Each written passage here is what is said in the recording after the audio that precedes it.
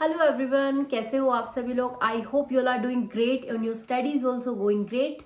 My name is Simran Kumar and I am working in State Bank of India and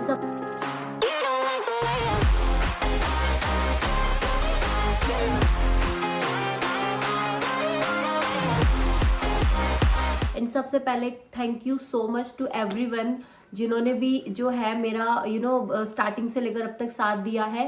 जब last time जब मेरा 10 के subscriber हुए थे और तब मैंने कम्युनिटी पोस्ट भी डाला था, एक वीडियो भी डाला था कि अब तक की इस जर्नी के लिए जो भी लोगों ने मुझे फॉलो किया है, जो भी मुझे क्वेश्चंस पूछना चाहते हैं, तो प्लीज़ अपने सारे क्वेश्चंस जो है वहाँ पे पिन डाउन कीजिए। तो बहुत सारे लोग थे जिनको बहुत सारे स्टडी से रिलेटेड और मुझसे रिलेटेड क्वेश्चंस जानने थे, तो उन्होंने पोस्ट किया है। तो आज का जो स्पेशल हमारा सेशन होगा वो Q&A सेशन होगा, क्योंकि पोस्ट ये था कि नेक्स्ट जो हमारा जो सेशन होगा वो Q&A होगा, क्योंकि 10 के स्पेशल है तो स्पेशल में कुछ तो होना ही चाहिए।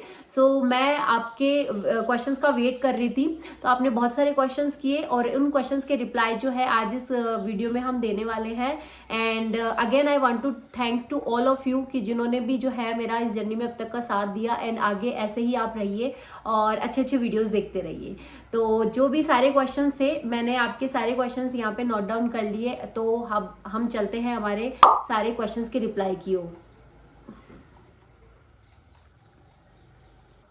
ओके, सबसे पहला जो क्वेश्चन है वो मुझसे पूछा गया है, सरस्वती ने मुझसे पूछा है कि किस सब्जेक्ट से आपने ग्रेजुएट किया है और ये जर्नी प्रिपरेशन से ज्वाइनिंग तक शेयर कीजिए दीदी प्लीज़। तो सबसे पहले मैं बता देती हूँ कि सरस्वती जिस सब्जेक्ट में मैंने ग्रेजुएशन किया है वो मेरा इकोनॉमिक्स में है। इकोनॉमिक्स में मैंने ग्रेजुएट हूँ मैं। एंड स्टार्टिंग से लेकर प्रिपरेशन की जर्नी जो है ऑलरेडी मैंने अपने चैनल पे वीडियो डाल दिया है, 2 पार्ट में वीडियो है, आप वहाँ पे जाके देख सकते हो और उसका लिंक में मैं आपको कमेंट में डाल दूंगी कि स्टार्टिंग से लेकर अब तक का मेरा जो एक्सपीरियंस था वो कैसा था। दूसरा क्वेश्चन जो है वो पूछा गया है राजेश इंफॉर्मेशन की तरफ से कि कॉन्ग्रेचुलेशन सबसे पहले। तो सबसे पहले Rajesh thank you so much. उसके बाद में पूछा गया है कि आप कहाँ से हो और आप कितने साल बाद जॉब पाए और आप कहाँ तक पढ़ाई किए हो। सबसे पहले मैं बता दूं राजेश और सभी को कि मैं जो हूँ राजस्थान से बिलोंग करती हूँ। और उसके बाद में पूछा है कि आपने कितने साल बाद जॉब लिया, तो 2019 में मैंने अपना जो स्टडी था वो स्टार्ट किया था। 2021 में मेरा बैच जो है 2021 का है। तो अब आप देख लीजिए कितना साल मुझे जो है प्रिपरेशन में करते हुए लगा।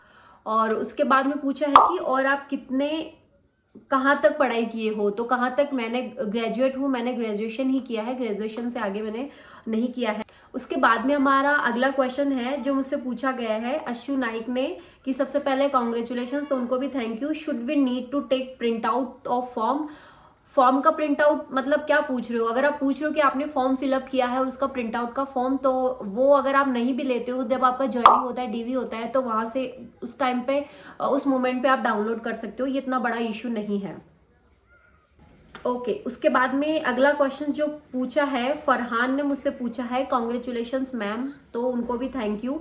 एंड उनका बहुत लंबा चौड़ा क्वेश्चन है और बहुत अच्छा क्वेश्चन है कि सभी एस्पायरेंट के दिमाग में जो होता है ये क्वेश्चंस होते हैं कि my question is before clear exam a journey of preparation aspirant think too much about result days and on selections, like after selections I will do this, I will go there, etc. So you have cleared the exams, you were also having all these thoughts, and have you always been regular or have you ever taken a break, and how long was your preparation journey. तो सबसे पहले how long was preparation my journey, तो मैंने बताया 2019 में मैंने किया था शुरू, 2021 में हुआ था।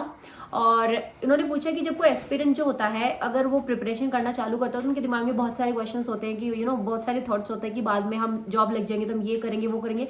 एग्जैक्टली मेरे थॉट में भी वही क्वेश्चंस थे, मेरे दिमाग में भी वही क्वेश्चंस थे कि बस एक बार जॉब लग जाए, जॉब के बाद में ये करेंगे वो करेंगे, यहाँ जाएंगे वहाँ जाएंगे, सबके ड्रीम होते हैं।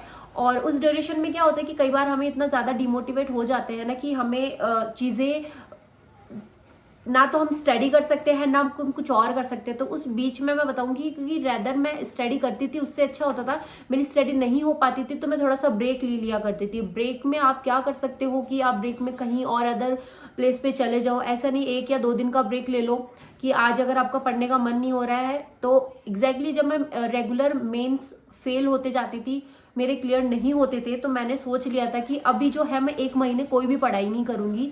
और उस टाइम पे मेरा कोई भी एग्जाम पास में नहीं था, तो मैंने सोच लिया था कि अभी मैं कोई भी एग्जाम पढ़ूंगी नहीं। 1 महीने तक मैंने बिल्कुल रेस्ट किया था और फिर 1 महीने बाद में वापस से यूं होने लगा कि नहीं करना चाहिए। तो अगर ये थॉट आता है आपके दिमाग में तो अच्छी बात है, थोड़ा सा ब्रेक ले लो और अपनी प्रिपरेशन चालू कर दो। बट आफ्टर सिलेक्शन जैसा आप सोचते हो कि ये करना वो डिपेंड करता है आपके ऊपर कि आप कितना अच्छे से अपनी लाइफ को मैनेज करते हो। जो मैंने सोचा था एग्जैक्टली मैं वही कर रही हूँ अपनी लाइफ में, आफ्टर जॉब। ओके, अगला क्वेश्चन है, मुझसे पूछा है केशव अग्रवाल ने, congratulation sister, are you giving promotion exam this year, in which branch are you working.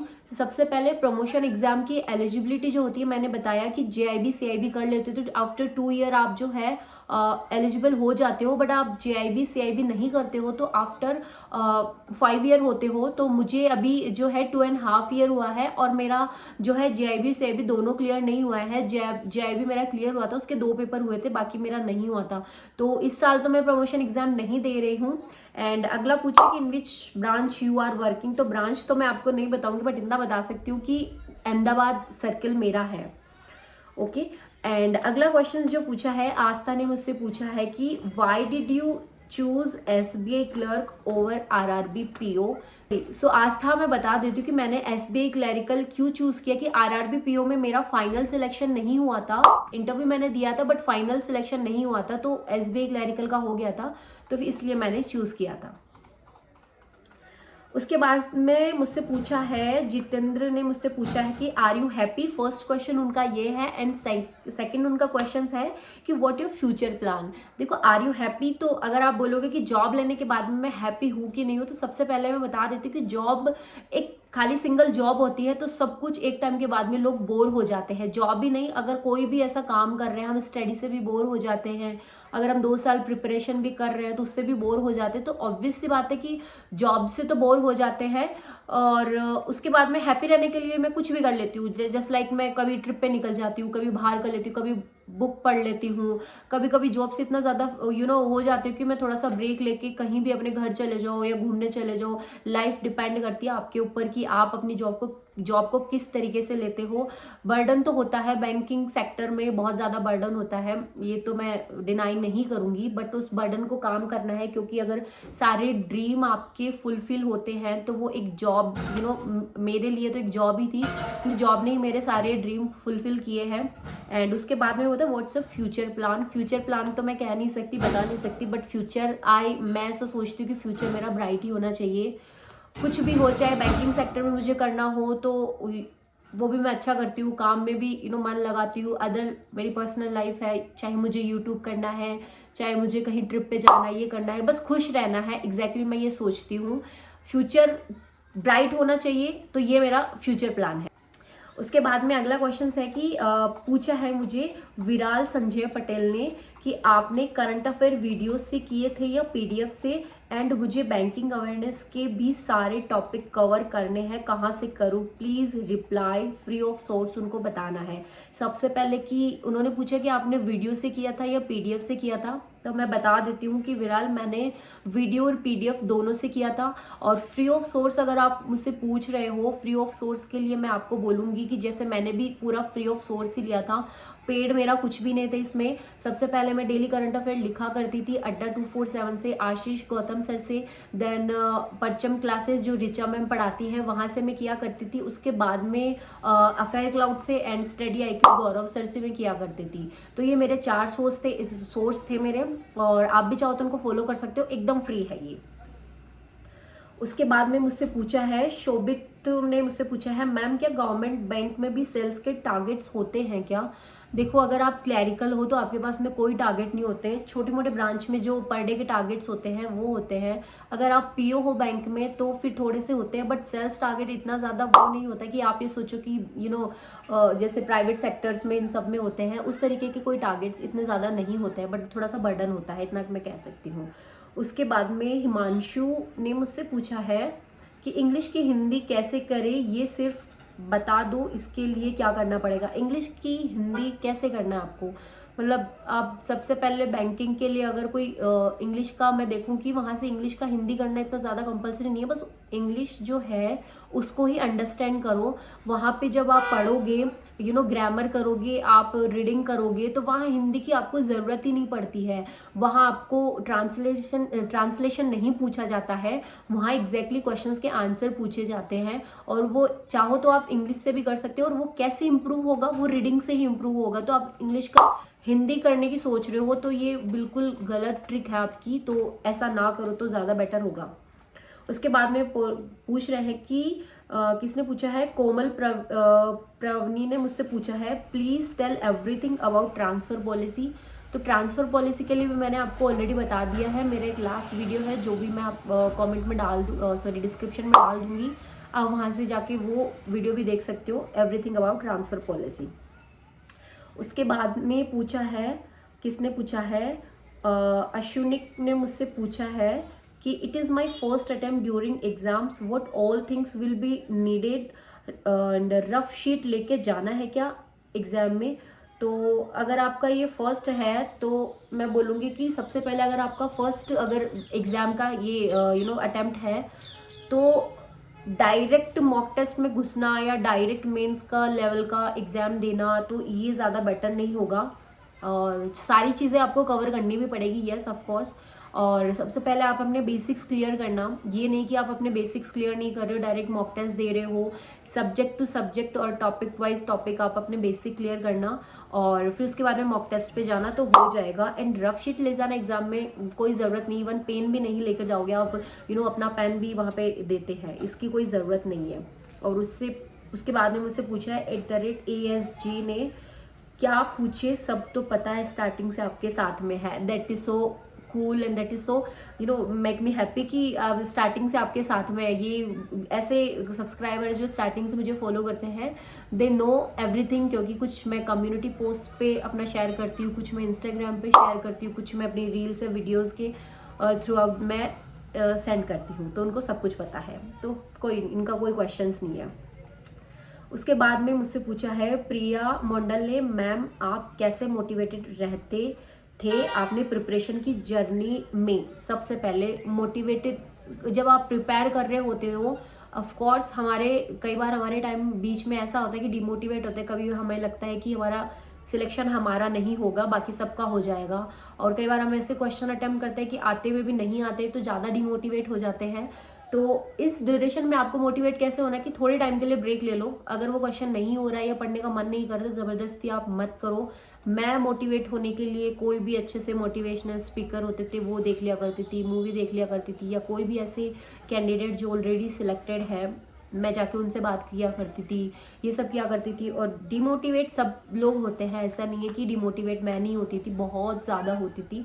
But then I went in past कि मैं पास्ट में क्या कहाँ से थी, मैं कहाँ से मैंने स्टार्टिंग किया था और कहाँ तक मैं आई हूँ, तो अभी मेरे को नहीं छोड़ना है। मतलब जो पास्ट जर्नी होती है ना, जो आपने सोचा था, क्या सोच के आपने किया था, वो आप अपना याद कर लेना, फिर आपको मोटिवेट खुद ही हो जाओगे। उसके बाद में आप मुझसे पूछा है अनुराग लोखंडे ने, फर्स्ट क्वेश्चन उनका है कि how is it going, are you comfortable with your job और any disadvantage of this job, and what are the topic of static GK to study. सबसे पहले कि are you comfortable with your job, yes I am comfortable with my job, क्योंकि transfer यहाँ पे girls के लिए ऐसा होता है कि आपको सुबह जाना है, शाम को आना है। वहाँ होता है कि वहाँ जब आप बैंक में रहते हो तो आपकी एक तरीके से फैमिली हो जाती है, लोग भी जो है आप अकेले भी रहते हो, बट फिर भी लोग आपकी केयर करते हैं और थोड़ा सा फ्रेंडली एनवायरनमेंट होता है, तो बीइंग अ गर्ल मुझे अच्छा लगता है। और डिसएडवांटेज तो इसका क्या है, डिसएडवांटेज जॉब का कोई डिसएडवांटेज नहीं है।